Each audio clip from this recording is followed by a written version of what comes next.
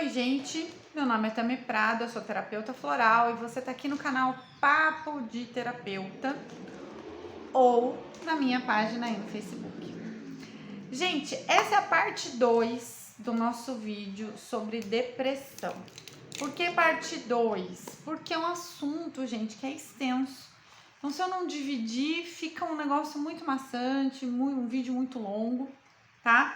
Então, se você não assistiu a parte 1, para o que você está fazendo, vai lá ver a parte 1 e aí depois você continua aqui comigo na parte 2. Hoje nós vamos falar dos tipos de depressão. Nossa, Tam, tem mais essa? Tem tipos de depressão. Tipos de depressão diferentes, onde eu consigo identificar a causa, né? Da onde veio essa depressão? Lembra que quem me acompanha sabe que eu vivo falando, nada começa do nada. Sempre teve um motivo para começar. Então, quando a gente identifica o tipo, fica mais fácil da gente identificar o motivo, o gatilho que deu início a tudo isso. E aí, fica mais fácil da gente seguir uma linha de tratamento, tá? Então, eu vou passar para vocês os tipos de depressão e aí a gente vai destrinchando cada um aqui, ok? Então, o primeiro tipo, depressão clássica ou maior, é a depressão que todo mundo conhece pela tristeza excessiva, aquela prostração onde a pessoa não consegue fazer nada, onde ela perde todo o interesse, ela não consegue trabalhar, ela não consegue sair, ela não consegue se divertir, né? E ela é marcada por pensamentos negativos, tendências suicidas, né? Desânimo, muita tristeza. Então é aquela depressão clássica, que quando a gente fala depressão, a primeira coisa que vem na nossa cabeça é esse tipo de pessoa, a pessoa que tá nessa situação, né? A pessoa que não tem ânimo, que tem problema com o sono, que muitas vezes tem distúrbio no peso, ou ganha muito peso, ou perde muito peso, tá? E tem alterações no sono, insônia ou excesso de sonolência. Então, essa é a depressão clássica, tá? Existem pessoas, como eu disse no primeiro vídeo, que podem viver anos dessa forma. Anos. Muitos anos? Muitos anos. 20, 30, 40 anos com este fardo, tá? Segundo tipo, depressão persistente. Uai, mas não é igual a outra? A depressão persistente é o que a gente identificaria como uma pessoa melancólica. Ela não é alegre. Ela faz tudo que ela tem que fazer. Ela limpa a casa, ela trabalha, ela vai na escola, ela vai na faculdade, mas ela é aquela pessoa melancólica, aquela pessoa ó vida, ó dia, ó azar, aquela pessoa que nunca tá feliz, que nunca tá sorrindo, tá sempre desanimada, se sentindo fraca, se sentindo sem vontade para fazer as coisas. Aquela pessoa que vive meio que no piloto automático, sabe? Eu vou fazer porque eu tenho que fazer, mas se dependesse da minha vontade eu não faria. E essa depressão persistente é outra também que, embora ela seja menos intensa do que a clássica, né? Porque aparentemente é uma pessoa só melancólica, ela não tá à beira do suicídio, nem nada do tipo. Embora ela seja menos intensa, ela é persistente. Então, esse tipo de depressão também pode durar anos. Mais de 2 anos, 3 anos, entendeu? Se não buscar tratamento. Então, ela perdura durante muito tempo, tá? 3. Depressão de desregulação de humor.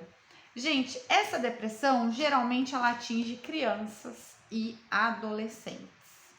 Tami, como assim? Às vezes, gente, eu tô falando aqui como mãe também. às vezes os nossos filhos, eles têm dificuldade, principalmente quando é criança muito novinha, eles têm dificuldade de entender o que eles estão sentindo. Eles têm uma dificuldade muito grande para entender o que é raiva, o que é amor, o que é tristeza, o que é frustração. E como eles não conseguem falar, verbalizar o que eles estão sentindo, a criança demonstra. Como que eles vão demonstrar isso? Eles vão demonstrar em episódios de birra ou de explosões de temperamento. Então, por que acomete criança e adolescente? Porque os adolescentes, muitas vezes, eles também têm dificuldade de falar sobre os sentimentos. Eles têm dificuldade de se abrirem, né, com a família, de contar o que está acontecendo na vida dele, de contar o que ele está sentindo. Então, o que ele faz? Ele acumula tudo aquilo dentro dele e aí, por causa de nada, ele explode.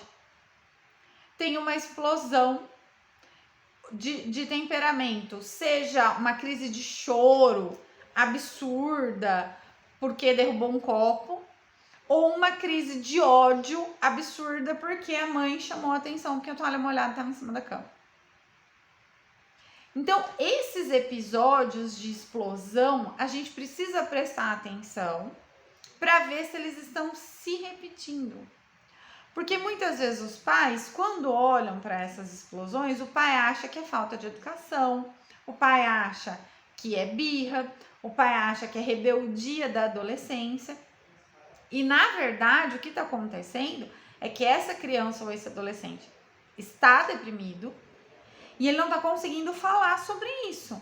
Então, essa explosão é como se fosse uma demonstração. Ó, eu não tô bem. Olha para mim porque eu não tô bem.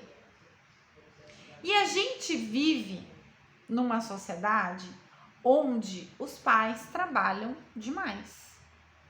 A gente trabalha muito, a gente está muito tempo fora, a gente não acompanha os nossos filhos o tempo todo, né? Pouquíssimas pessoas conseguem abdicar do trabalho para cuidar dos filhos, para ficar atento, para acompanhar. Então, quando tiver uma explosão na sua casa, do seu filho, seja ele criança ou adolescente, presta atenção. Presta atenção nos motivos que levaram a essa explosão e presta atenção se isso está se repetindo, se isso está se tornando um padrão, tá? Porque ele pode estar deprimido, não consegue falar sobre, e aí ele explode de uma maneira, é como se o corpo dele não aguentasse tanta coisa guardada aqui dentro e tivesse que botar para fora de alguma maneira. Por isso que explode, por causa de nada. Ah, derrubou um copo no chão, o copo quebrou. Chora compulsivamente de ficar com o rosto inchado. Ah, a mãe chamou a atenção e falou, filho, tira a toalha molhada de cima da cama, por favor. Pronto. O adolescente já explode, estoura, fica bravo. Então, assim, isso são sinais que ele está te dando de que ele não está bem. E precisa de acompanhamento e tratamento. Para quê? Para que ele não desenvolva uma depressão clássica lá na frente, tá? Depressão sazonal. Gente, depressão sazonal a gente vê muito e as pessoas não prestam atenção. Depressão sazonal é a depressão que acontece nos meses de outono e inverno, tá? Por quê? Porque os meses de outono e inverno são aqueles meses mais frios e são os meses onde os dias ficam mais curtos. Então, a gente tem menos exposição de luz solar. E aí, bate uma tristeza, bate uma bad, as pessoas ficam mais para baixo, digamos assim, tá? Ah, também, mas isso não é normal? Depende da intensidade. É normal porque o nosso corpo, ele muda de ritmo, né? A gente vem do ritmo do verão, que tá calor, todo mundo na rua, happy hour, e vão passear, né? E vão passear com o cachorro, porque tá muito calor, para ficar dentro de casa. Então, a gente vem desse ritmo, como diria Silvio Santos, do ritmo de festa, e aí a gente cai de repente, porque fica frio, todo mundo perde a vontade de sair, o pessoal já quer ficar mais recluso dentro de casa, né? Ninguém quer estar passando frio na rua. E aí, essa reclusão, né? Esse isolamento que o próprio inverno, o outono e inverno traz pra gente, traz essa depressão. Então, onde que eu tenho que prestar atenção? Eu tô muito desanimado por causa disso? Porque tem gente que realmente não gosta do outono, não gosta do inverno, mas ok, ela passa. Agora, tem pessoas que parece que quando chega o outono e inverno, essa pessoa muda totalmente. Lembra do primeiro vídeo? Quando tem uma mudança muito brusca do seu normal, é aí que a gente precisa prestar atenção. Ah, eu tava super alegre no verão, né? Carnaval e tal, final de ano, eu tava ali, todo trilili. Aí, de repente, chegou o outono, a bateria vai lá embaixo. Acabou. Acabou minha animação, eu não quero fazer nada, eu não quero ver ninguém, eu não quero falar com ninguém, eu não quero sair pra lugar nenhum, eu já tô chata, fico reclamona e brigo com todo mundo. Você entende? É uma mudança muito brusca, muito absurda do que você é no verão para que você é no inverno. Então, essa mudança brusca de padrão, a gente precisa prestar atenção, tá? Próxima, agora nós vamos para as duas depressões femininas. Primeira delas, que é exclusiva das mulheres, depressão pós-parto. Tami, por que acontece depressão pós-parto? O que acontece com a mulher que sofre de depressão pós-parto? Gente, as causas são muitas, tá? Pode ser uma gravidez complicada, né? Uma gestação de risco, que tenha exigido um pouco mais dessa mulher. Nós temos aí, claro, um turbilhão de hormônios, porque durante a gestação a gente tem o hormônio numa taxa, tem o nascimento da criança, o parto, essa taxa de hormônio despenca, e aí essa mulher tem que lidar com uma taxa hormonal que despencou, com uma rotina totalmente nova, principalmente as mamães de primeira viagem, com uma rotina totalmente nova, né, que é ter um bebê em casa, e a atenção da família, que era para ela quando ela estava gestante, de repente passa toda para o bebê. Então, é muita coisa acontecendo ao mesmo tempo. E muitas mulheres têm dificuldade para entrar nessa nova rotina e para entrar nessa nova mulher que ela se tornou. Eu tenho muitas pacientes no meu consultório que não conseguem ser mulher e mãe. Ou ela é só mulher ou ela é só mãe. Ela se perde a identidade nesse caminho, entendeu? Então, os motivos da depressão pós-parto são muitos. A depressão pós-parto pode ser leve, como pode ser crônica, pode ser grave. Então, qual é a minha orientação? Você, marido, você, mãe de gestante, pai de gestante, amiga de gestante, dê total apoio e não negligencie. Não acha que isso aí é frescura, daqui a pouco passa. É melhor a gente pecar pelo excesso de cuidado do que a gente pecar pela falta dele. Então, se essa mulher que acabou de ter um bebê, que está no final da gestação, não está se sentindo bem, não está se sentindo feliz, vamos prestar atenção nessa mulher, vamos acompanhar essa mamãe, vamos cuidar dessa mamãe, né? E, se for necessário, procura um terapeuta um psicólogo, um psiquiatra para acompanhá-la. Até o próprio obstetra, que vai fazer o acompanhamento do pós-parto, né, do puerpério, já pode indicar um outro profissional para cuidar da saúde mental dessa mamãe, tá? Desordem disfórica pré-menstrual, a depressão da TPM. Tem isso? Tem. É outra depressão que é exclusiva das mulheres e é uma depressão que acontece só no período menstrual.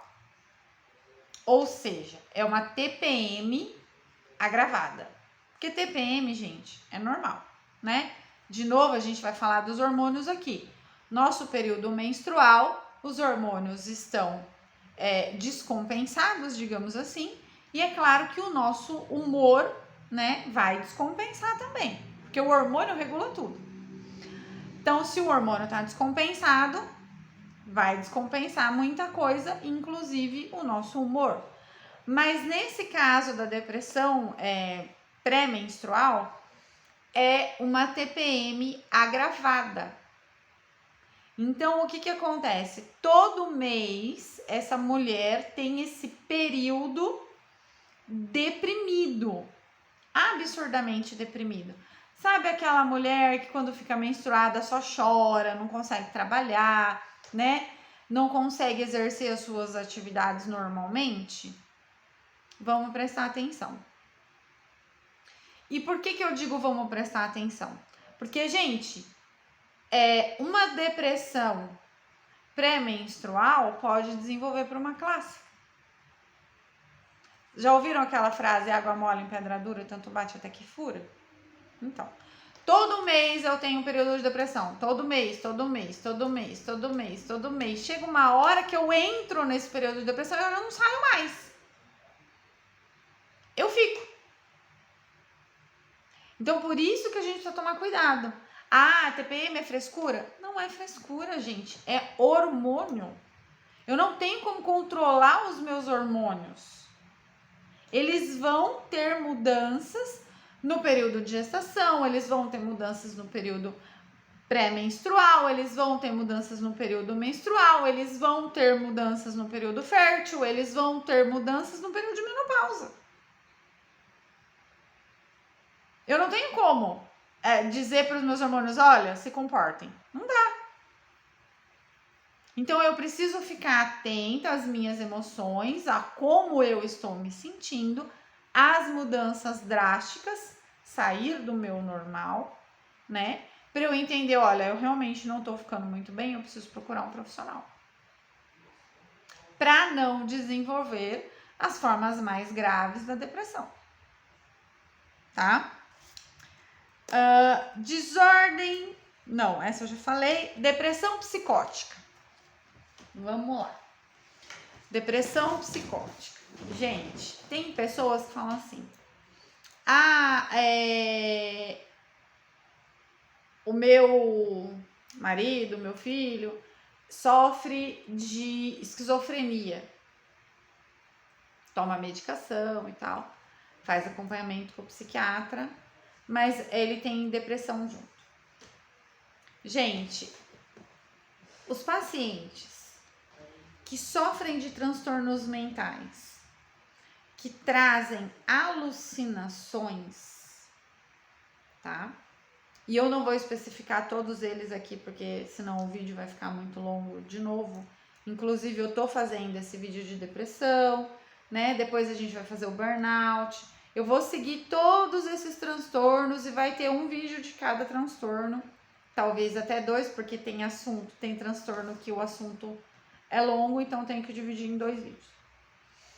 Mas pacientes que sofrem de transtornos que causam alucinações, que causam esses efeitos de ouvir vozes, de ter visões, de criar cenários imaginários do tipo perseguição, né? Estou sendo perseguido, alguém quer me matar, né? Você vê que são cenários que só existem na cabeça do paciente, não é a realidade.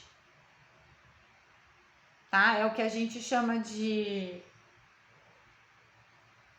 rinite, perdão. A gente chama de viver fora da realidade, né? São cenários que o transtorno cria. É muito importante frisar isso. Porque tem gente que acha que o fulano é mentiroso, fica inventando história. Não, gente, ele tem um transtorno. Ele não faz isso porque ele quer. Ou ela não faz isso porque ela quer, né? Ela sofre de um transtorno.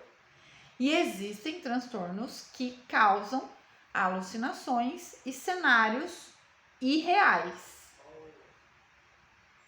Quando o paciente sofre desse tipo de transtorno, em muitos momentos da vida ele vai ser confrontado com a realidade. Por exemplo, vou citar um exemplo aqui para vocês.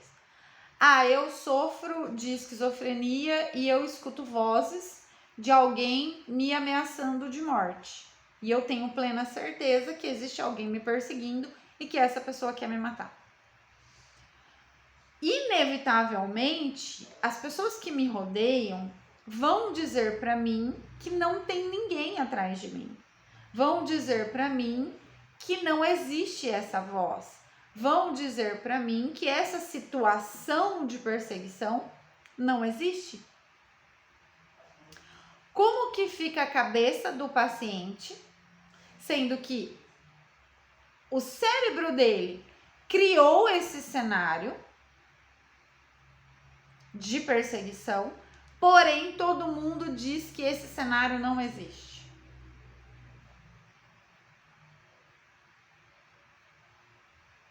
Esse paciente, é óbvio que ele deprime. Principalmente quando ele entra numa ideia de estou enlouquecendo. Eu estou enlouquecendo porque o que eu ouço não é real, o que eu vejo não é real, ou o que eu acho que está acontecendo não é real. Ele perde a conexão totalmente com a realidade. Ele não sabe mais o que é real e o que não é. Então é óbvio que ele vai entrar no quadro depressivo.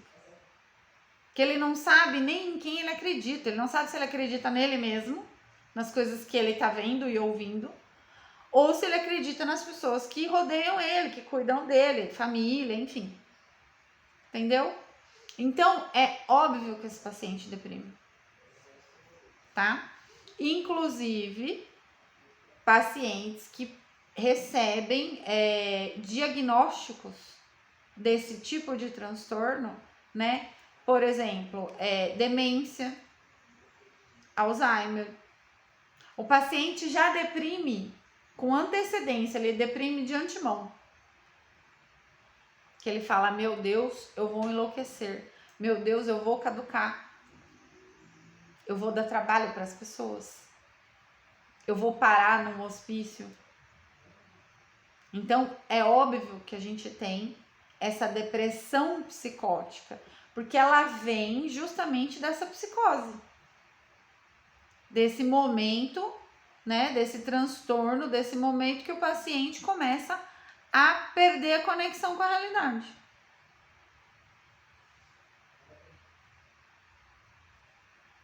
Então, quem convive, né, com o paciente que sofre de psicose precisa ter muito tato e muito cuidado para expor a realidade para esse paciente. Tato, cuidado e paciência, tá? A mesma coisa para quem cuida de um idoso com Alzheimer, para quem cuida de um idoso com demência senil. Amor, paciência e cuidado. Porque não adianta você ficar brigando com esse paciente, dizendo para ele de uma forma agressiva que o que ele acha que é real não é real. Outro ponto muito importante, pacientes de AVC.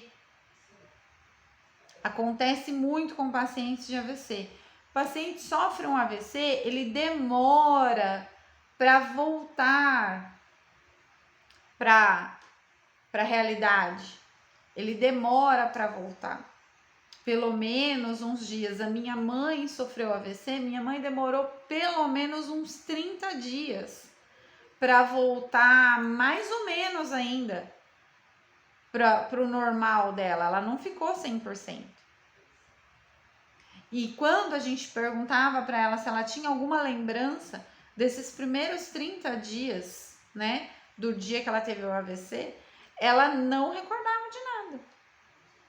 E aí a gente contava para ela as coisas que ela tinha dito, né, os pedidos inusitados que ela havia feito e outros detalhes. Ela ficava espantadíssima. Ela falava: gente, eu falei isso, gente, eu pedi isso, porque ela estava totalmente fora da normalidade dela. Então, o que ia adiantar eu ficar brigando com a minha mãe, corrigindo a minha mãe de que a realidade não era aquela? Sendo que ela não tinha discernimento para entender naquele momento.